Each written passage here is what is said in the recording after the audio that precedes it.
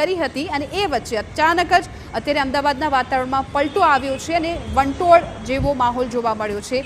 ત્યારે અમારા political editor Kinjal Mishra phone line પર અમારી સાથે જોડાઈ ગયા છે।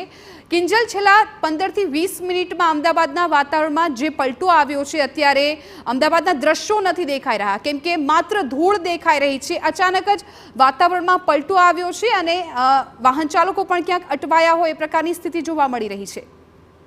जी बिल्कुल वातावरण में प्रकार पलटो आव्यो छे कि धूळनी डमरीओ छे ते उड़ी रही है। अमदावाद સાથે જો ગાંધીનગરની વાત કરવામાં આવે તો ગાંધીનગરમાં પણ પરિસ્થિતિ એ જ પ્રકારની છે। છેલ્લા 2 દિવસ પહેલા હવામાન વિભાગ દ્વારા આગાહી પણ કરવામાં આવી હતી કે જેમાં અનેક જે વિસ્તારો હતા ત્યાં વરસાદ, કરા સાથેના વરસાદ અને વાવાઝોડાની આગાહી છે તે કરવામાં આવી હતી। આજે બપોરે રાજકોટમાં પણ કેટલાક વિસ્તારોની તો છૂટાછવાયા વરસાદ હોવાના અહેવાલ હતા તે મળ્યા હતા અને સાંજની વાત કરવામાં આવે તો છેલ્લા અડધો કલાકથી અમદાવાદ અને ગાંધીનગરના વાતાવરણમાં પલટો આવ્યો છે।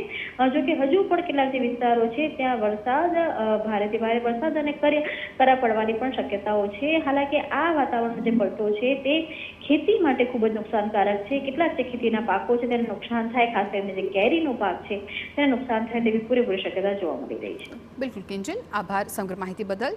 તો ગાંધીનગરમાં પણ આ જ પ્રકારની સ્થિતિ છે, ત્યાં પણ વાતાવરણમાં પલટો આવ્યો છે, ત્યાં પણ ધૂળની ડમરીઓ છે અત્યારે ઉડી રહી છે અને અમદાવાદના અલગ અલગ વિસ્તારના દ્રશ્યો પણ આપ જોઈ રહ્યા છો। હવામાન વિભાગની આગાહી પ્રમાણે જ આજથી જ જે પ્રકારે અલગ અલગ શહેરોમાં વાતાવરણમાં પલટો આવ્યો હતો, ક્યાંક કમોસમી વરસાદ તો ક્યાંક બરફના કરા પણ પડ્યા હતા, ક્યાંક હોર્ડિંગ્સ પણ ધરાશાયી થયા, એ પ્રકારના દ્રશ્યો સામે આવ્યા હતા અને હવે અત્યારે છેલ્લા 15 થી 20 મિનિટની જે સ્થિતિ અમદાવાદની છે ત્યાં મિની વાવાઝોડું કહી શકાય, મિની વંટોળ કહી શકાય, એ પ્રકારની સ્થિતિ અમદાવાદના મોટા ભાગના વિસ્તારોમાં જોવા મળી રહી છે।